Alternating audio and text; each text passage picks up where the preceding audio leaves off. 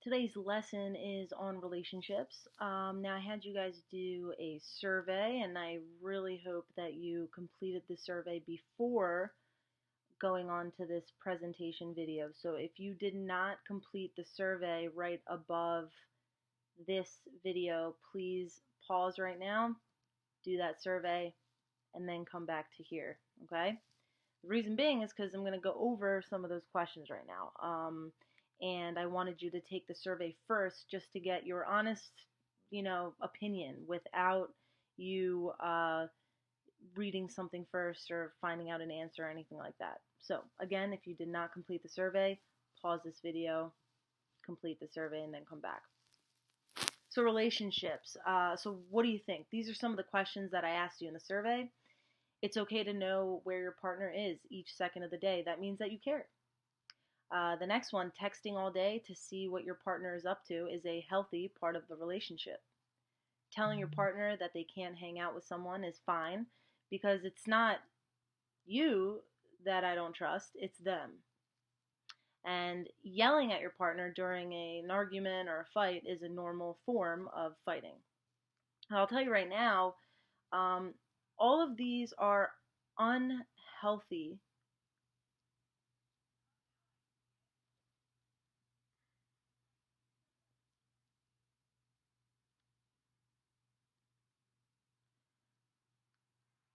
So I'll tell you right now, every single one of these are unhealthy traits to a relationship.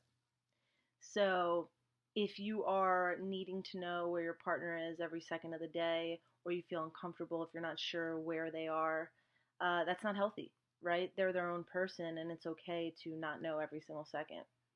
Although you want to talk to your partner at all times or text your partner at all times of the day, it is not healthy to be talking to your partner at all times of the day. And I know that sometimes in new relationships, people like to do that and they get kind of wrapped up in each other and always want to talk.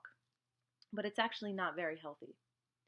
Um, Telling your partner who they can and cannot hang out with or where they can and cannot go is extremely unhealthy and also kind of like hanging on the lines of abuse.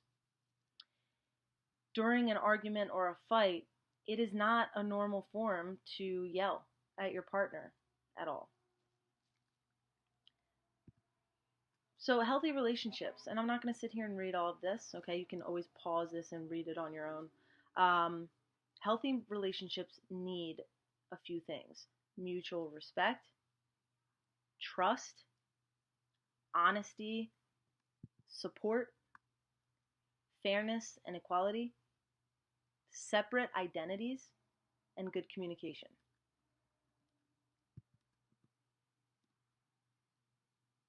So going back to the first slide about this, mutual respect. The key is that the person that you are with is into you for who you are and respects you for who you are and values that person, values you, and you value them. Trust. Jealousy is natural, okay? Extremely natural. It's a normal feeling.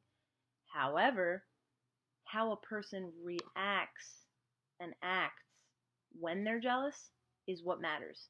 And it's very important to think about that.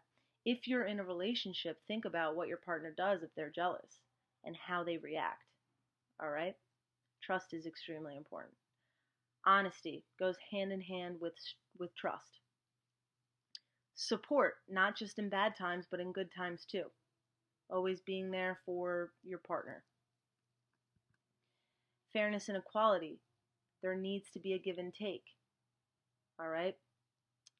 There needs to be a fair balance. Separate identities, not always being with each other 24/7, not always talking 24/7, right? In a healthy relationship, you have to be able to compromise and you also have to be able to have your own life away from your partner and having your own hobbies and interests that you can also do together, but you need to be able to do things separately as well. And probably the most important thing I would say is good communication, speaking honestly, openly about your feelings, so that you can help prevent miscommunication from the start. Don't hold things in. If you feel like you have to hold your feelings in from your partner, that might be a little red flag for you to start thinking about. Some warning signs of an unhealthy relationship. So ask yourself, if you're in a relationship, do you get angry when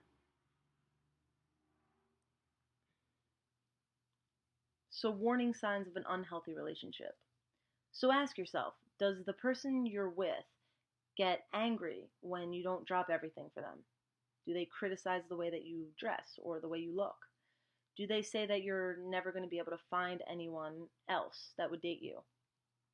Hope not, right?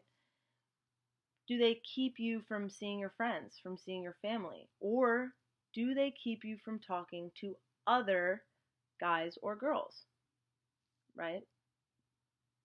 A lot of times I'll always hear from students saying things like, well, my boyfriend doesn't want me to hang out with him because he doesn't trust him and he thinks that he likes me, so he doesn't want me to hang out with him, so I'm not hanging out with him. That's not healthy. Okay? You can decide who you want to hang out with and what you want to do, and that goes back to trust, right? Does the person you're with ever raise a hand when they get angry, like they're about to hit you? Do they ever try to force you to go further sexually than you want to or than you're ready to? Those last two things are probably the most important things when we're talking about abusive relationships to be careful about. So speaking of, what is abuse? Abuse can be physical, emotional, or sexual. Physical, hitting, kicking, punching, pushing. Emotional, teasing, bullying, humiliating, putting you down. I would say at your age, emotional type of abuse that I usually see would be put downs, making fun of in a joking way, or sexual abuse, forced into any type of sexual experience that the other person is not ready for or does not want.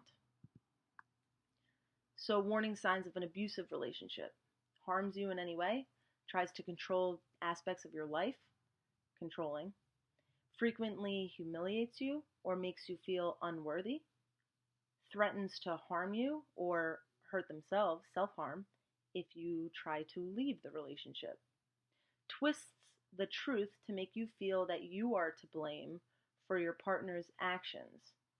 And that goes hand in hand with gaslighting. If you've never heard of the word gaslighting, look that up. Demands to know where you are at all times. Constantly becomes jealous or angry when you want to spend time with your friends. And again, that goes back. You should be able to hang out with your friends. It is a healthy part to have separate identities, and your boyfriend or girlfriend does not always have to be there. Question for you. If your best friend was bossy, cruel, or aggressive towards you, you'd probably not want to be their friend anymore, right? You'd probably find somebody new. But some people think it's okay to tolerate that behavior from someone they're dating. So take a second, pause this video if you want, and think about that. Why the hell do you think that happens? The early stages of abuse in dating usually happens when one partner gains control over the other partner through excessive attention, jealousy, or guilt. Couple questions for you to think about. Why do you think this stage is often hard for somebody to recognize? And how can that lead to more serious forms of physical or sexual abuse? A few other questions. Do you think it's easy or hard to leave an unhealthy relationship? And what are some reasons why someone might stay in an unhealthy relationship? Usually at this point, if we were in school, I would ask you guys to raise your hand, or I put you in groups and you talk about it. A lot of past answers that I've gotten have been, for the first one, it would be hard for people to leave an unhealthy relationship. Maybe they're scared. Maybe they don't want to hurt the other person's feelings. Maybe they're comfortable and they don't want to start over. And there's various other reasons too, I'm sure. The second one, what are reasons someone might stay in an unhealthy relationship? They're scared.